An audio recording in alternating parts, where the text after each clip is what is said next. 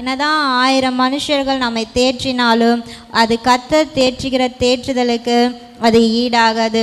ஒருவன் தன் தாய் தேற்றுறது போல நான் உன்னை தேற்றுவேன் என்று கர்த்தர் சொல்கிறார். நம்ம சோர்ந்து போய் படுத்திருக்கலாம், இனி வாழ முடியாது என்று நினைக்கலாம், இனி நமக்கு வாழ்வதற்கு வழி இருக்கதா அந்த கூட நினைக்கலாம். ஆனாலும் கர்த்தர் நம்ம அந்த வழியில் நம்ம அப்படியே விட்டுற மாட்டார். நம்ம சோர்ந்து போகாமல் நம்மளை தேற்றி நம்மை தூக்கி எடுத்து நம்மை நடத்துகிற தேவனாக இருக்கிறார். அவர் தம் நாமத்து நிமித்தம் என்னை நீதியின் பாதையில் நடத்துகிறார் என்று வசனம் சொல்லுகிறது.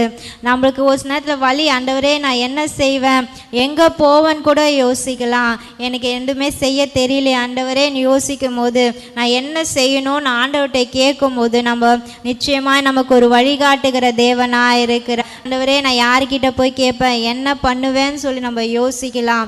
அப்படி யோசிக்கிற நேரத்தில் கடவுள் சமூகத்தில் உட்காந்து நம்ம ஜெபம் பண்ணும்போது நிச்சயமாக அதற்குரிய ஒரு வாசலை கர்த்தர் நமக்கு திறக்கிற தேவனா இருக்கிறார். ஆண்டவரே ஒரு வழி கூட இல்லை ஆண்டவரே, நான் என்ன பண்ண போறேன்னு எனக்கே தெரியல, யார் எனக்கு உதவி செய்வான்னு எனக்கு தெரியலையேன்னு சொல்லி நம்ம கலங்கி கொண்டிருக்கலாம்.